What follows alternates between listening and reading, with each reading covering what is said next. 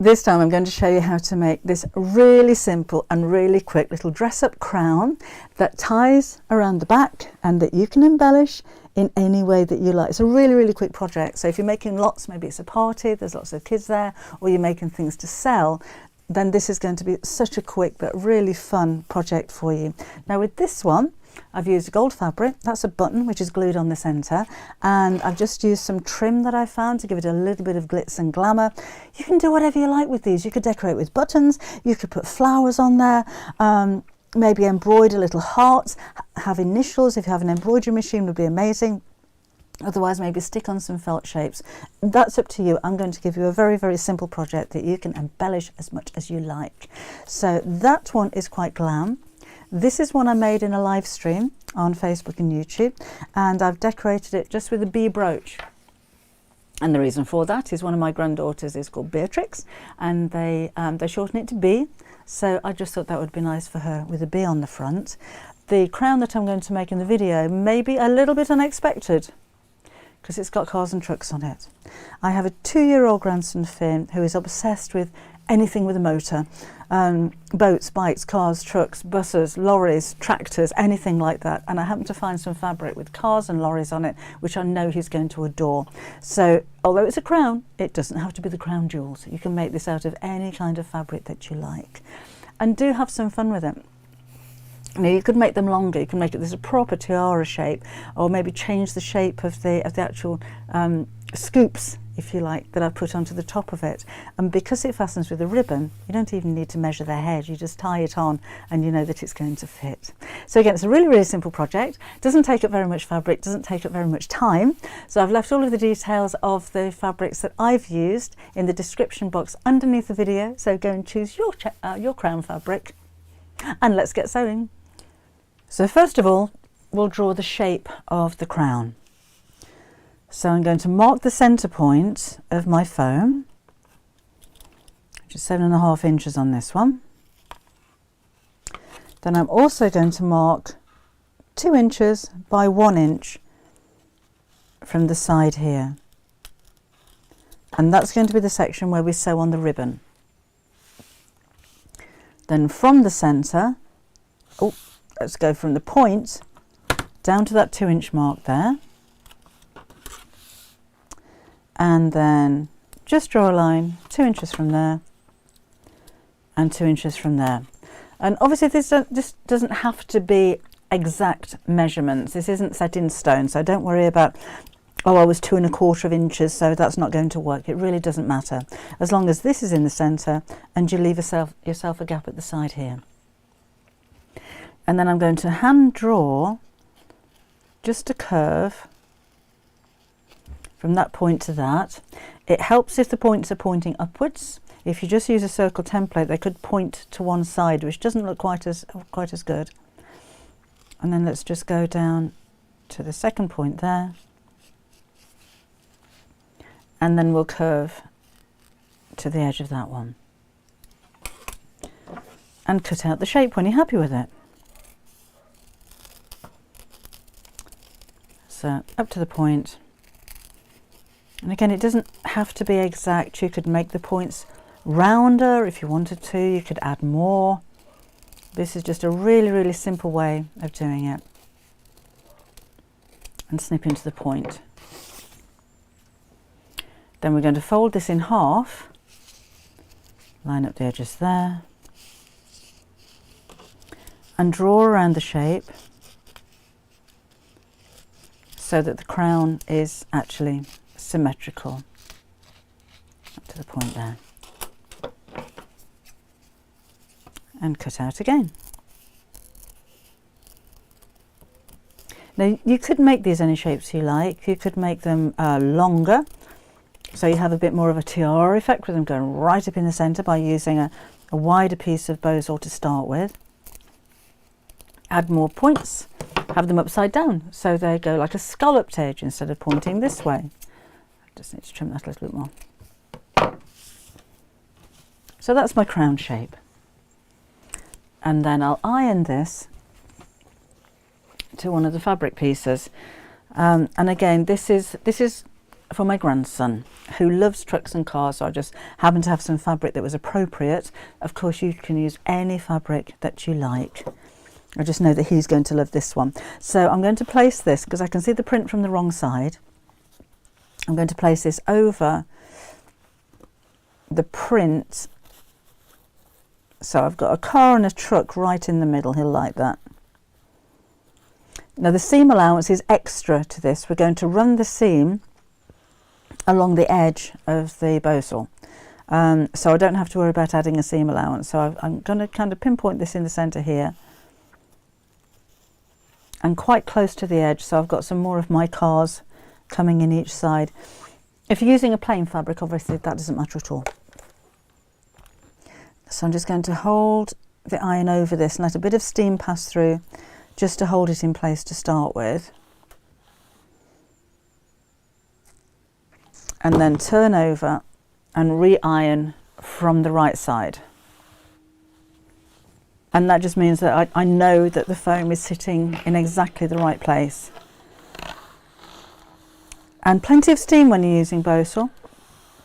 It does get very hot, so wait for it to cool down, because at the moment, if this isn't quite straight, I can actually lift the fabric up and peel it away while it's all still warm. So leave it to cool down, only for a couple of seconds or so, before you start to sew this.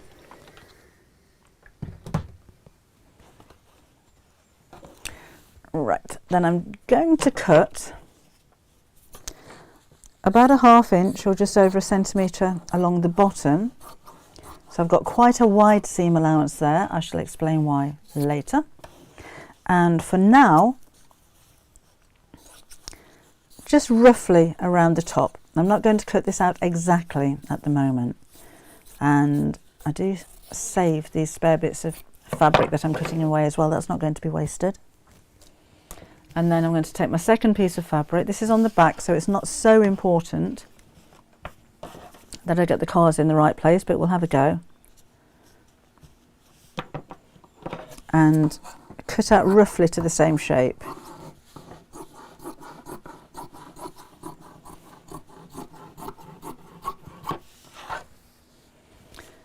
And I'm just going to pop a couple of pins in there, just to hold it together while I sew.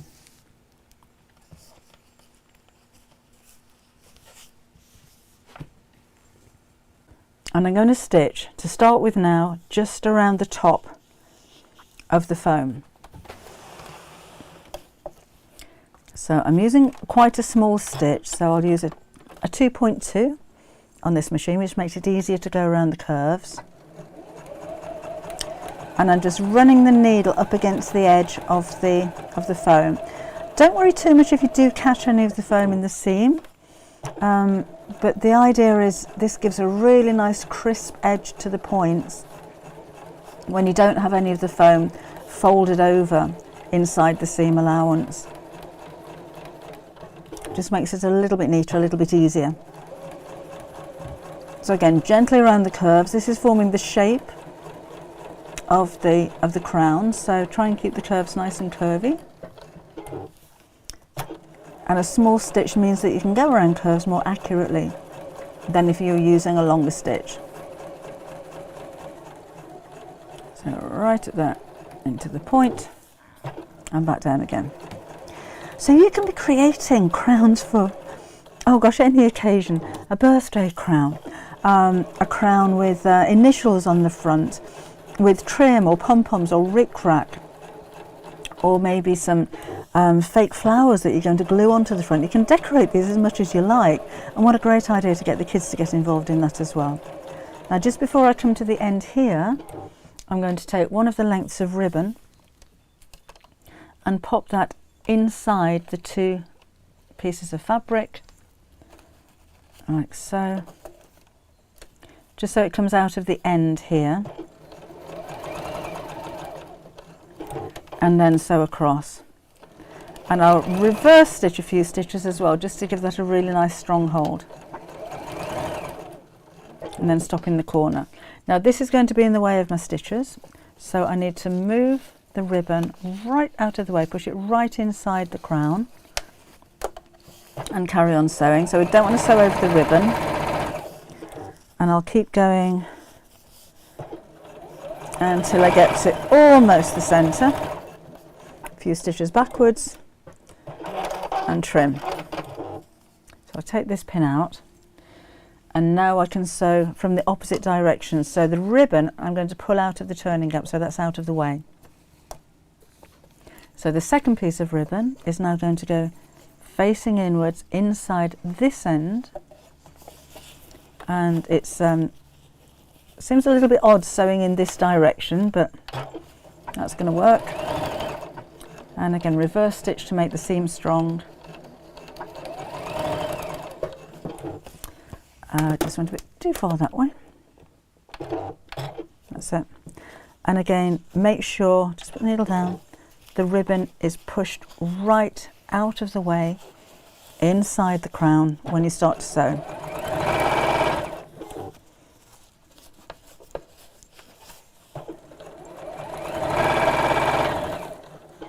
And we'll just sew until we've got a decent sized turning gap for around about 4 inches or 10 centimetres or something like that.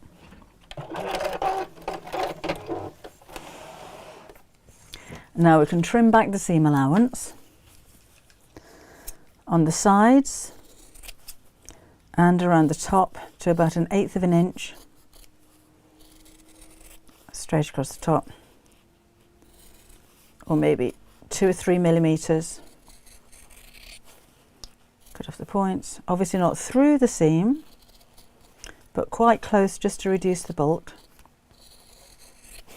But the seam allowance on the bottom I'm going to leave a little bit longer, because that's going to make it easier to sew the opening closed.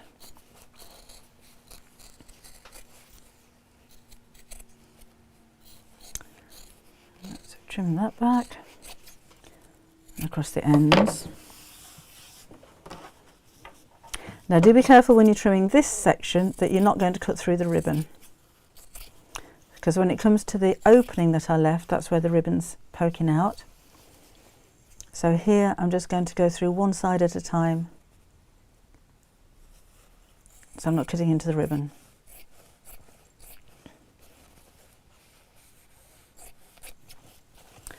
Move that out of the way and do the same from this side.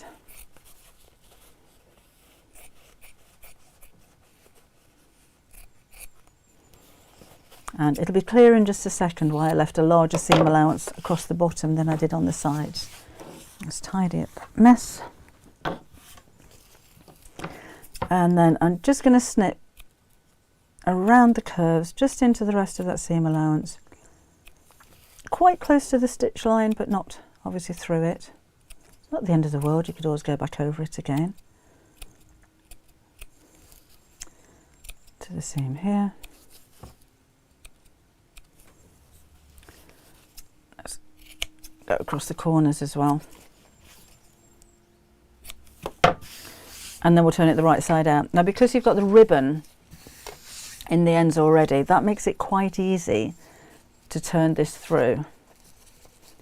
So just make sure that when you pull the ribbon, it's pulling the fabric inside. That's just curling over, it's not going in. So let me just encourage that a little bit.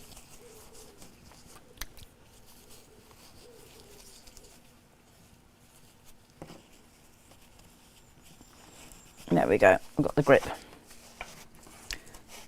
Pull it through.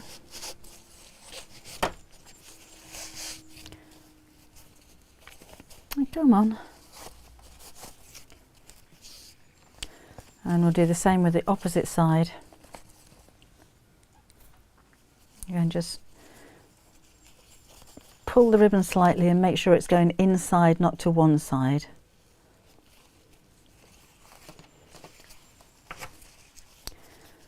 Another good reason why you reinforce the seam at the sides there, because I'm putting quite a lot of strain on that seam at the moment as I'm pulling it through. And then we'll turn the whole thing the right side out. And I need to pull out those pointy bits. So using a sharp pair of tweezers or a point turner from the inside, Just encourage those points to come out. This is what made it easy sewing up against the edge of the foam as well. I was saying about that nice edge that you get to it and the seam sitting right on the edge there. So let's go to the one in the centre.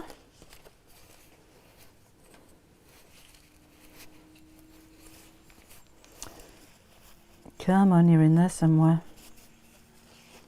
There we go.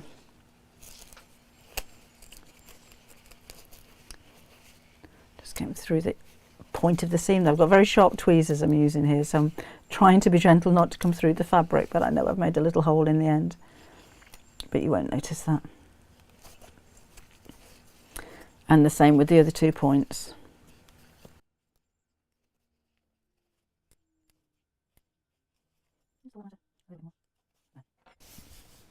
Now I'm going to hand sew the opening closed, and this is why I left the longer seam allowance, because now it gives me enough room to actually fold those 2 edges over and sew it.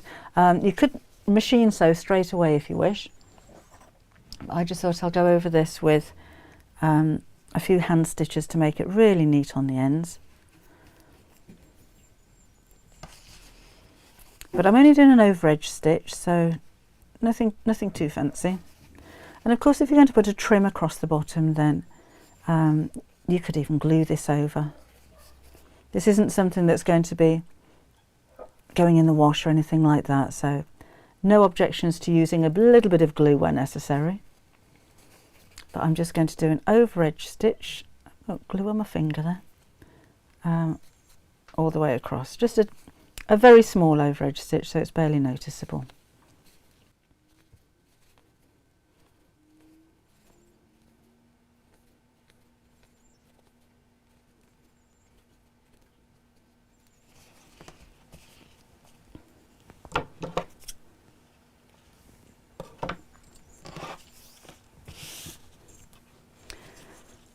And then I'm going to press it again.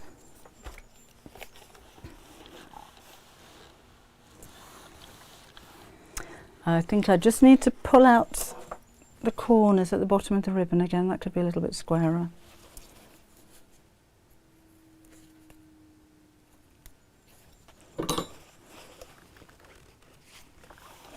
And then I'm going to top stitch all around it.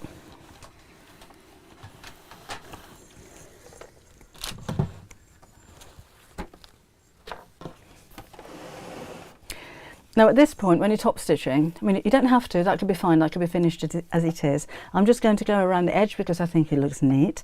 If you're free motion embroidering, you could even go around the shape of some of the print on your fabric. You could make a little heart in the centre, so you know, you can really go to town with the different embellishments and design on these crowns. This is a really simple one because all you need to know really is the basics of how I made it, so that you can make these however you like for yourself. And depending on how many you have to make and how much time you have to do it, I think depends on how much embellishing that you want to do. So just back to the side and carefully around the curve. And again, I'm using about 1/8 of an inch seam allowance, or about 3 millimeters. Just go around the edge.